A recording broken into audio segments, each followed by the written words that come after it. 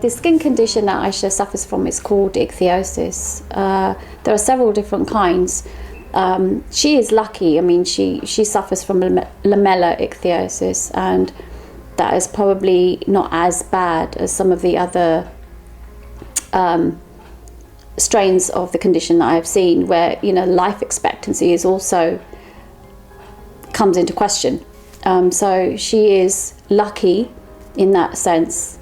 Ichthyosis literally means a scaling of the skin, and her legs, prior to her being on medication, were just scales, like fish scales. She sheds her skin every week. It seems like it's every week. It used to be more or less monthly.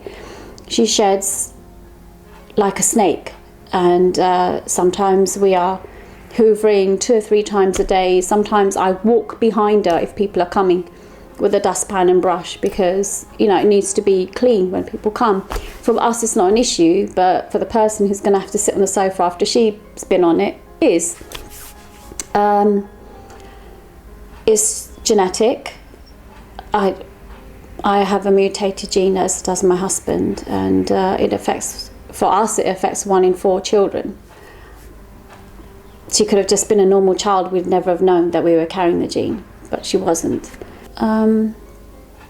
She can't sweat, so when it's hot, I have to be careful. She can't go on the bus, or she can't go on the train. I mean, now the trains are air conditioned, but it was rough going anywhere.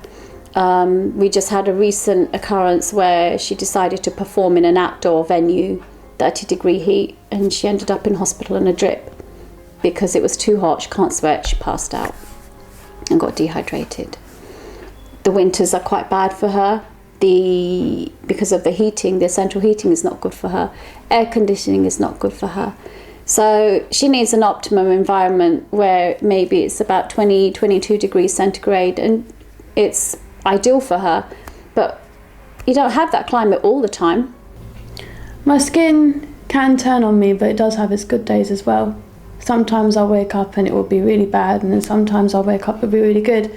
Like most of the time, there's like a cycle that it goes through. So I kind of expect like the end of a month to be good, but then sometimes that does let me down.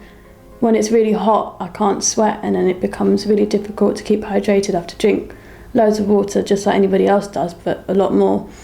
And in the winter, it just tends to crack and bleed. So it's very difficult to sort of maintain a normal lifestyle, because when it's too hot, I can't do anything, and that's when all my friends and everybody wants to go out, and when it's too cold and go and play in the snow and do all these really amazing things, I can't. So it is difficult.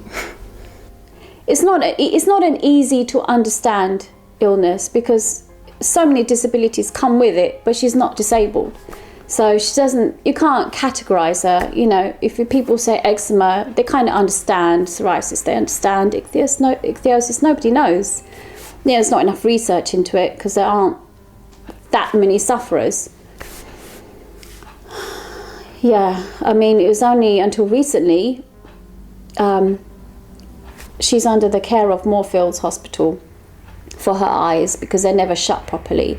When she was little, she was told she may need surgery when she's about 18, so that would ensure that her eyes would close properly, there wouldn't be any damage. But luckily, we didn't even realise that our eyes do actually close now completely, and she was discharged from the hospital. It was such a small thing, but we came home and we celebrated, because it's one thing that we don't have to think about. She's also partially deaf, considering she wants to be a singer. But yeah, she's also partially deaf. It's a multi-systemic disease, so there are many facets. She also has a damaged liver, so she has to control her diet and not have too many fats, because she can't metabolize them. So she has fat droplets in her blood and in her muscles. Her muscles are weak, so she can't be as active as anybody else. She gets tired a lot. So there are many things that people can't see. It's not an easy one. My day at school would be short. Don't think there's a better way to describe it. I'd only go into school maybe 1 or 2 days a week. Well, that's the most I could do. And as soon as it was maybe lunchtime or maybe the end of the first lesson, I'd be in welfare saying, look, my skin's bleeding again, I need to go home. And sometimes they wouldn't even, it got to that point where they didn't even need to look, they'd just be like, go and sign out.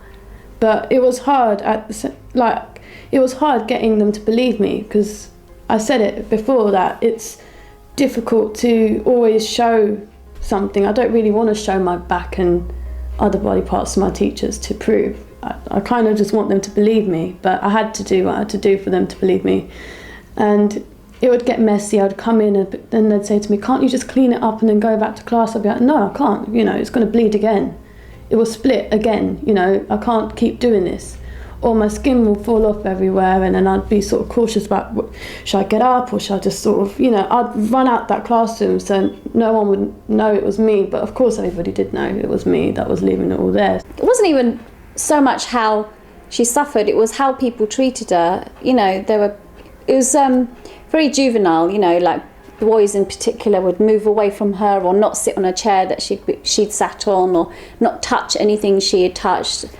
And she'd come home and she'd cry, and sometimes I would cry, when she wasn't around, obviously, because it's such a small thing for someone to not want to sit on a chair that you've sat on. But it really hurts. You don't realise how much that can hurt somebody. So those things were happening. It's not really bullying, it's just people being mean and insensitive. School was difficult because of the bullying and just being treated in all the wrong ways, really. I mean, there were nice people, there were teachers that were very accommodating to everything, but at the same time there were people who were quite cruel, who used to make really horrible remarks about me and wouldn't quite understand how difficult it is. Just, loads of people get bullied, but for me it was something I couldn't control. It was difficult. And also telling teachers that, I can't stay in a lesson because it's too hot or it's too cold, or I can't manage temperatures, because during the winter it would be really hot indoors because of the heating and really cold outside. So that would cause problems, and then my legs would be bleeding. And I'd have to actually show the teachers that this is what's going on. I'd have to lift up my trouser leg and show them that this is it, because they wouldn't believe me because my face looked fine. And I didn't do PE for 4 years just because of the same reason. The whole time I was in high school I never participated, and it just was difficult because towards the end it was like people were getting fed up of it as well, of me explaining. She did really, really well. Came out with some very good GCSEs, but all throughout all she ever did was make music. All the time she was at home, Mum, I don't think I'm really want to go to university. Mum, I don't think I'm really going to do A-levels. All throughout summer, after the GCSEs, Mum, I don't think I'm really going to finish my A's. But, I kind of believed her, and I didn't think she would actually do A-levels either. But I didn't think she would quit after the first week. Why are you laughing? You need to say something. I know, I'm just laughing because it's just funny. It just sounds funny, that's all. For me, it's just in my head, I was just thinking music, music, music. But then when someone puts it like Mum just did, it kind of makes me sound a bit difficult, really. Didn't want to do my GCSEs. Now I don't want to do my A-levels, don't want to go to uni, so it makes me sound quite, but I do have my reasons, and I think, I've always wanted to pursue music, and I'm grateful that I have the opportunity to do that. When I'm performing, there's no other feeling, that is the feeling that I would just love to have all the time. I just remember, like, every time I perform, it's just, there's no actual way to describe it, because it's like, it's just a place where I can just forget about every problem that I have. And when I see her on stage, it's incredible. It's like she's a different person. She lives to perform. She's always rehearsing, even if there isn't a show, she's still rehearsing, like every day. I'll say, why don't you come and watch some TV? No, I'm rehearsing. I said, well, what for? Well, you never know. always preparing, always for that, I don't know, stardom, I guess. And she works hard, so who knows? Could happen, could happen. When she's down, she's really down. It's not like me having a down day or, just your average person just thinking, just don't feel like doing anything today. For her, it's not really self-pity, it's anger. She's a very angry person. She'll say, you have no idea what it's like to be me. And I'll say, you have no idea what it's like to be me. The parent, the carer of somebody like you. And I don't want her to ever feel like me, because I don't want her to have kids that, she will always have to do that much more for, because it is hard.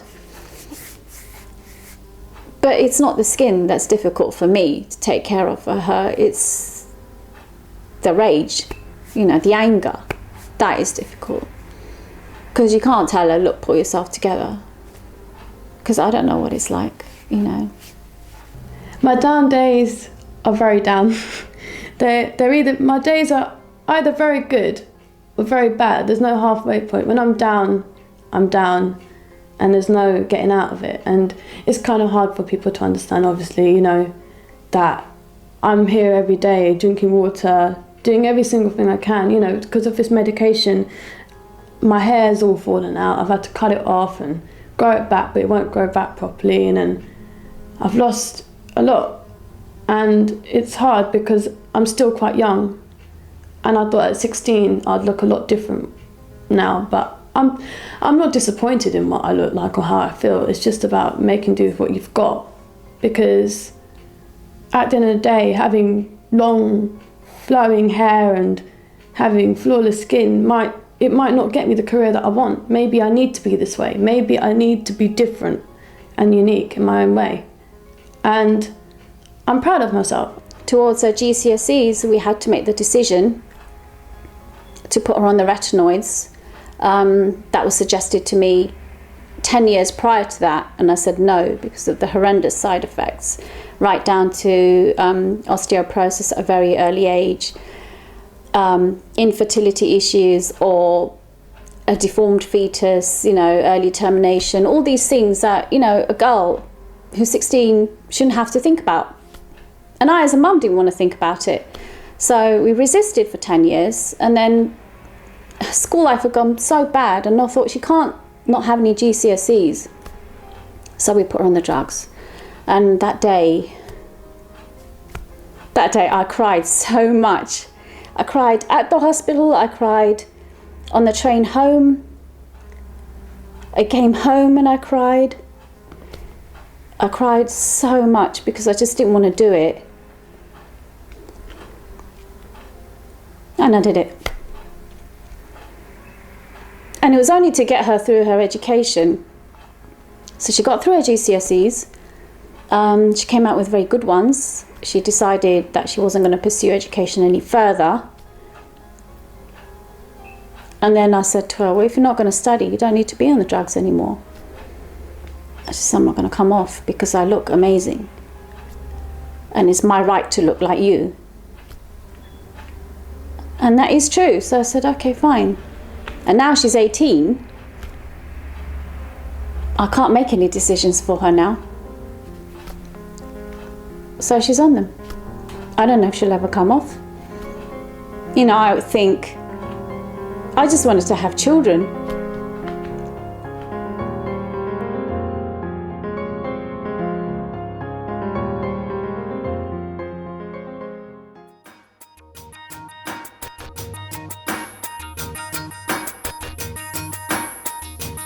Small smile, small talk.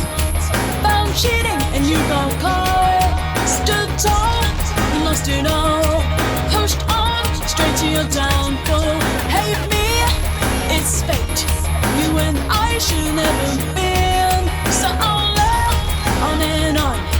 Watch the worst nightmare you